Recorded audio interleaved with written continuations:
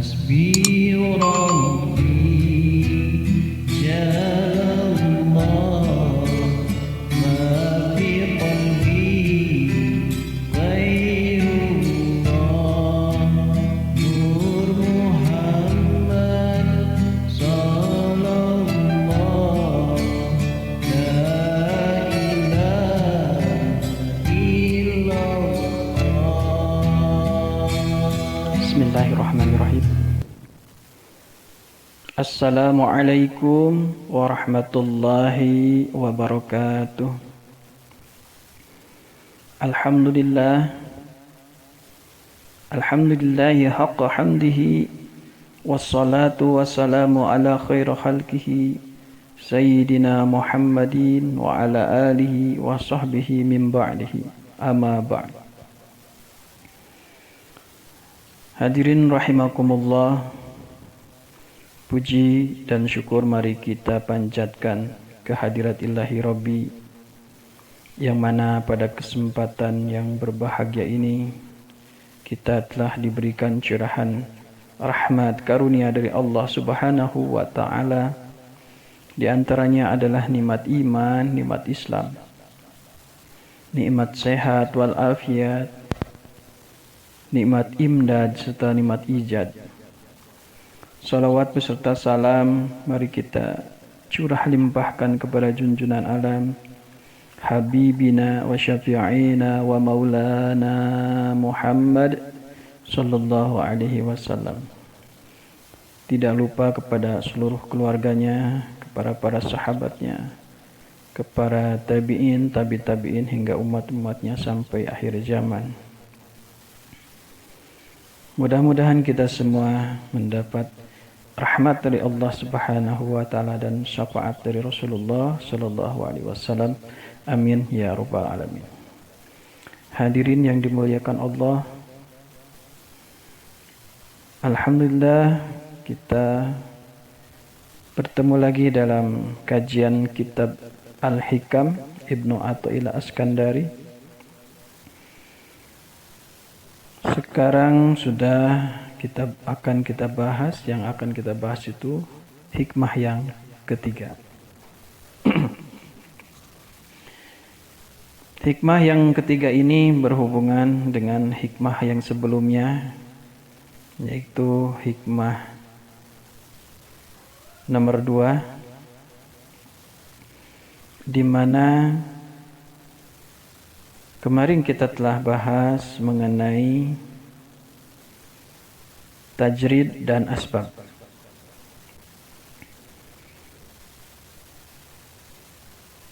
Jadi Allah Subhanahu wa ta'ala menempatkan kita pada posisi tajrid atau posisi asbab. Dalam hal ini semua yang kita lakukan adalah dengan himmah atau dengan semangat. Semangat meraih ridhonya Allah. Semangat meraih rahmatnya Allah. Pada kita yang masih dalam asbab, kita memang masih membutuhkan yang disebut dengan kasab, ikhtiar, pekerjaan, pengabdian dan lain sebagainya. Kemudian saat kita Allah tempatkan dalam posisi tajrid, berarti kita telah dilepaskan dari asbab tersebut, sehingga kita bisa fokus menghususkan diri beribadah kepada Allah Subhanahu wa ta'ala. Hadirin jamaah yang dimuliakan oleh Allah, pada hikmah yang ketiga ini Ibnu Athaillah mengatakan, sawabiqul himami la takhrikul aswal aqdari.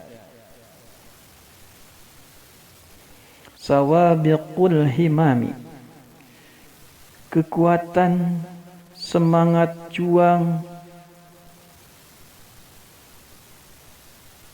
Jadi kekuatan, semangat untuk berjuang, meraih cita-cita yang begitu besar. Nah, itu yang disebut dengan semangat himmah. Ya, jadi kekuatan. Jadi sawabiq itu akar katanya dari sabako, yang artinya atau maknanya kekuatan. Jadi sekuat apapun kita, sesemangat apapun kita, la tahrikul aswarul aqdari, tidak akan mampu menembus tirai takdir. Jadi semangat yang kita lakukan itu tidak dapat merubah takdir yang telah Allah tuliskan untuk kita.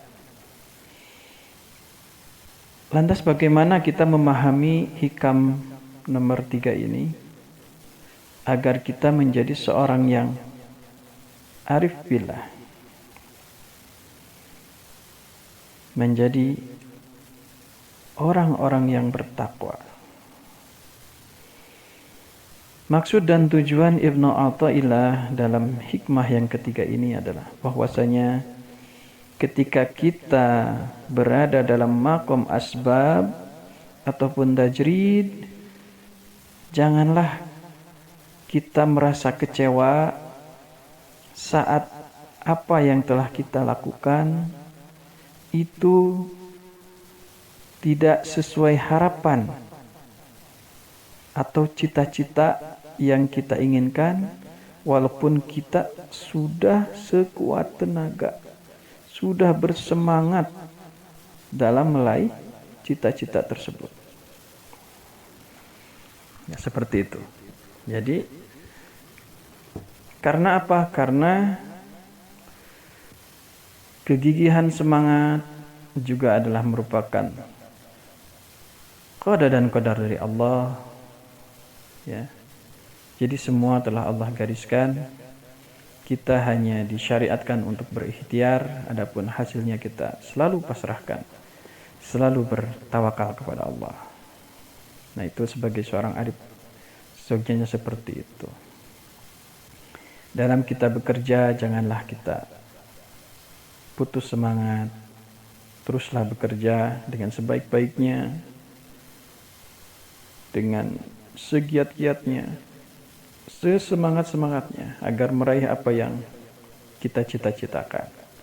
Adapun ketika cita-cita tersebut Allah belum wujudkan, maka bersabarlah dan bertawakallah kepada Allah Subhanahu wa taala.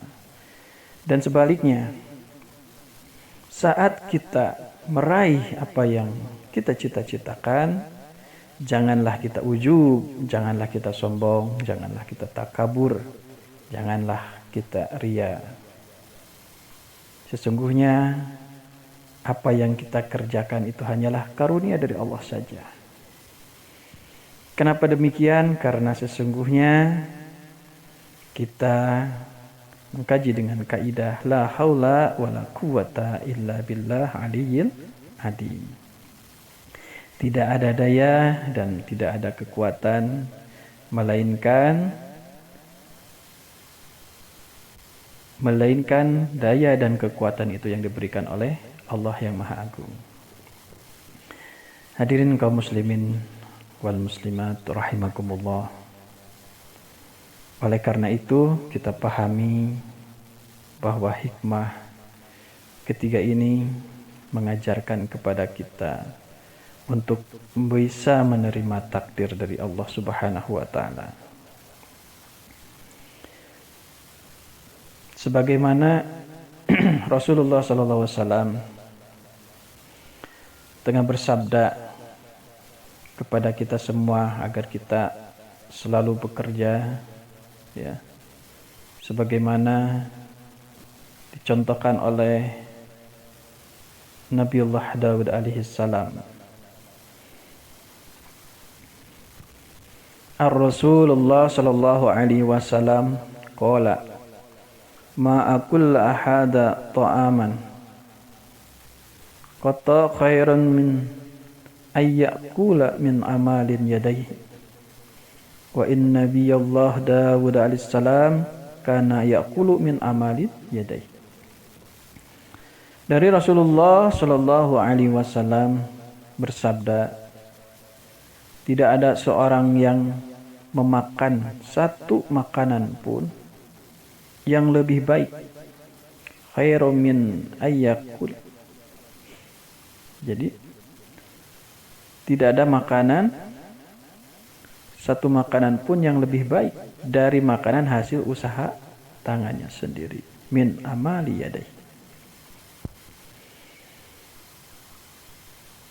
Dan sesungguhnya Nabiullah Dawud alaihissalam memakan makanan dari hasil usahanya sendiri.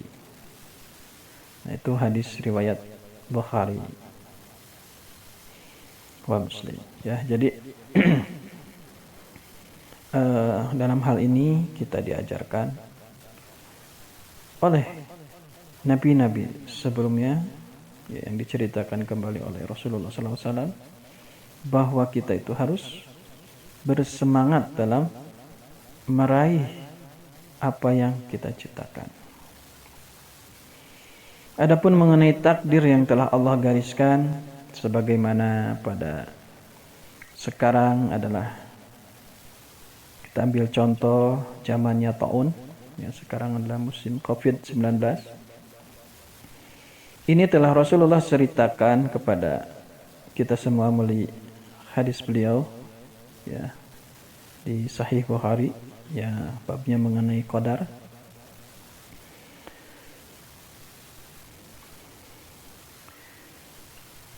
Aisyah radhiyallahu an, istri Rasulullah SAW, pernah bertanya kepada Rasulullah SAW mengenai taun ini. Kemudian Nabi SAW bersabda, itu adalah siksa yang Allah kirimkan kepada siapa saja yang Allah kehendaki. Dan Allah menjadikannya sebagai rahmat bagi orang-orang yang beriman. Nah, jadi taun ini adalah sebenarnya pertolongan bagi orang-orang yang beriman. Ya, karena kita didewasakan dengan COVID ini untuk berpola hidup sehat. Ya. Berpola hidup sehat, intinya seperti itu. Kemudian menjaga diri dan keluarganya dari wabah tersebut. Kemudian, dan tidaklah seorang hamba di suatu negeri yang terkena penyakit taun dan ia tinggal di sana, ia tidak mengungsi dari negeri itu dan sabar dan mengharap pahala di sisi Allah. Nah, jadi dalam posisi terkena wabah seperti ini, kita memang dianjurkan untuk tidak bepergian dan dianjurkan untuk selalu mendekatkan diri kepada Allah. Ia sadar bahwa tak akan menimpanya selain yang telah digariskan oleh Allah kepadanya. Jadi kita pun harus menyadari bahwa sesungguhnya semua sudah ada takdirnya. Jadi kita jangan juga takut terhadap wabah dan lain sebagainya. Yang kita di sini lakukan adalah tadi berikhtiar tadi, ya, sawabiqul himami, ya, berikhtiar. Kemudian selain bagi pahala apabila mereka meninggal, itu pahalanya adalah syahid, ya, seperti pahala syahid itu. Jadi ketika orang yang beriman ini terkena, maka pahalanya syahid. Jadi kita jangan takut dengan wabah ini.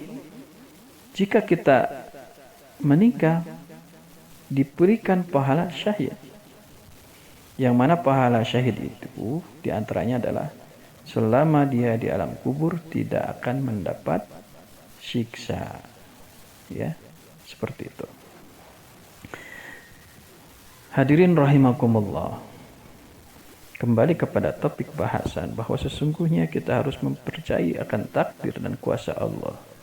Ya, karena sesemangat apapun, setinggi-tingginya perjuangan kita, tetap tidak akan bisa membedah takdir tersebut, sekalipun doa.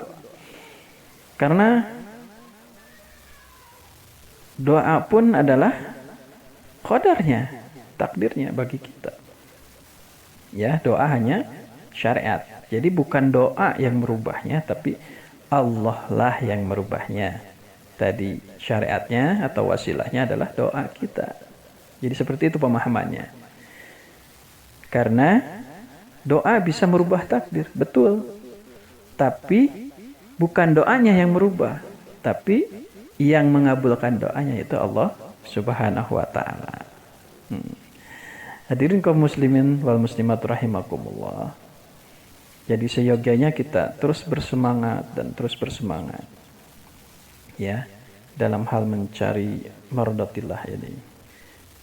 Mudah-mudahan kita menjadi seorang yang arif billah dalam menjalankan agama ini.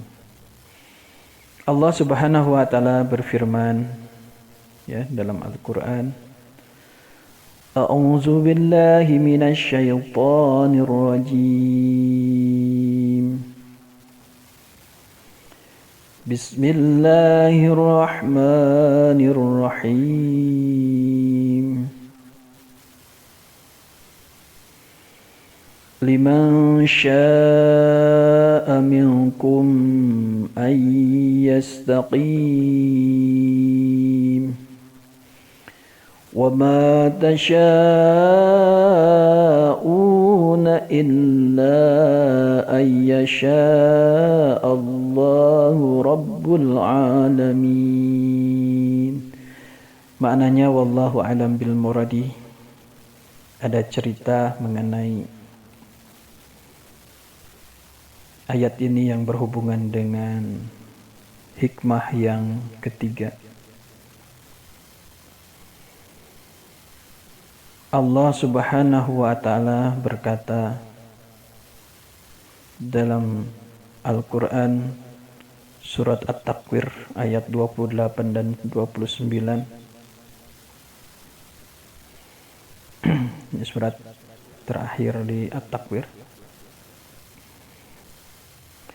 Liman syaa minkum ayyastaqim,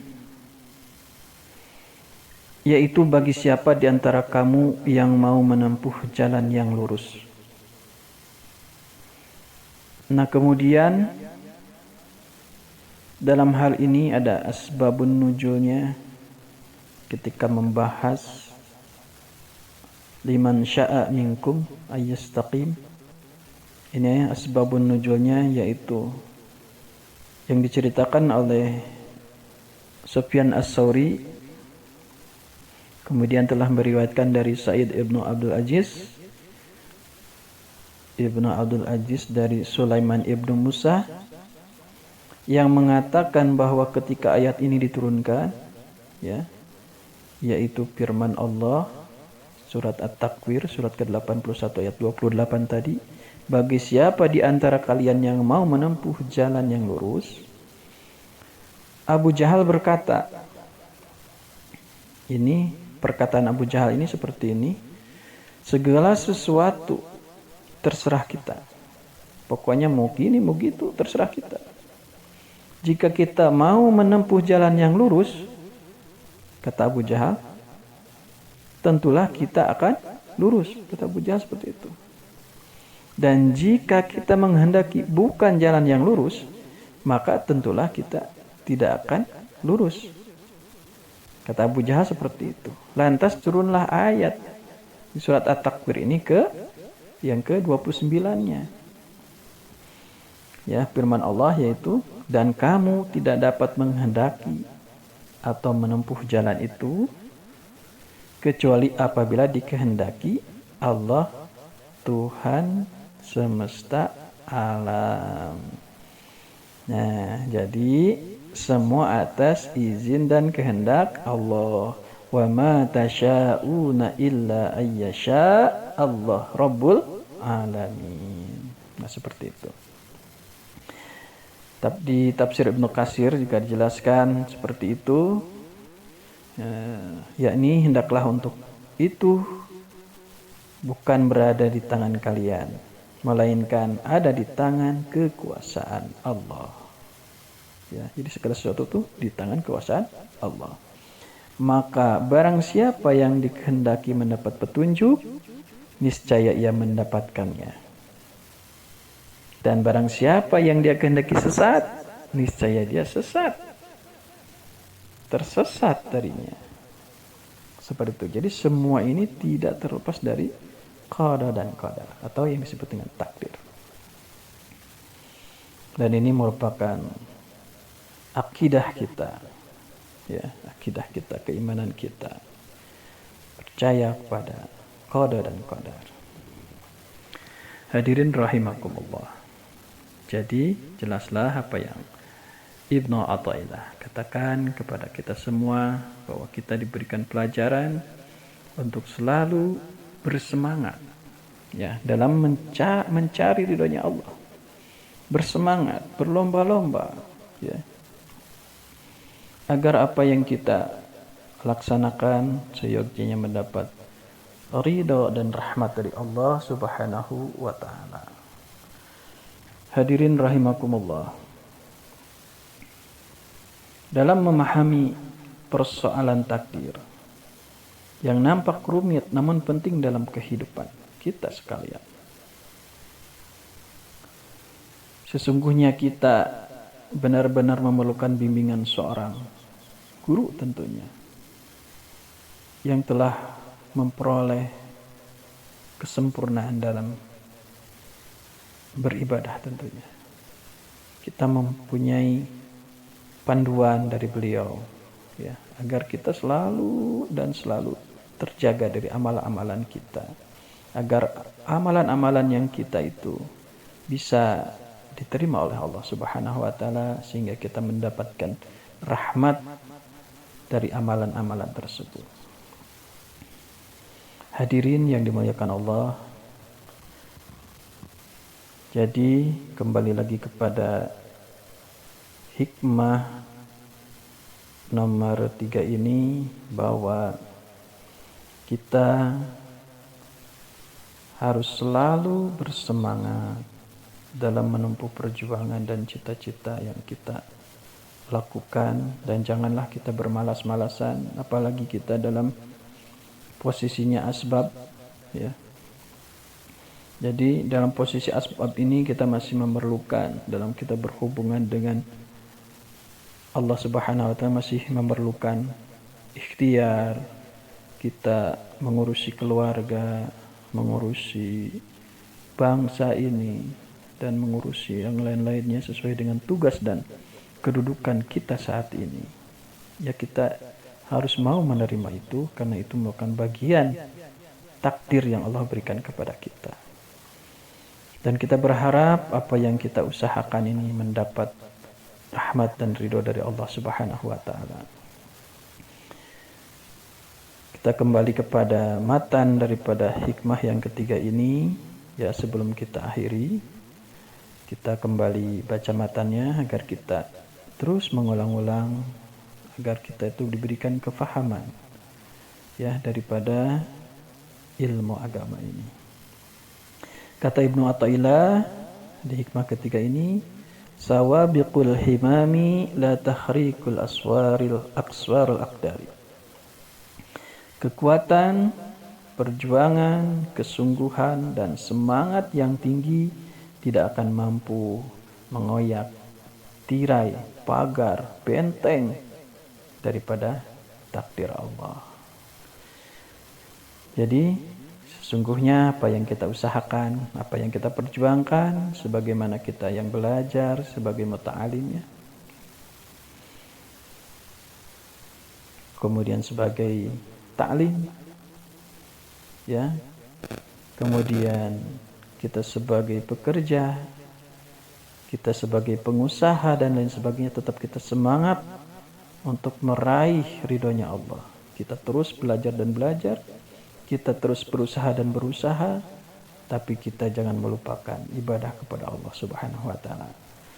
Dan kita menginginkan kehidupan ini seimbang agar kita mendapat rahmat dan ridho dari Allah Subhanahu wa taala.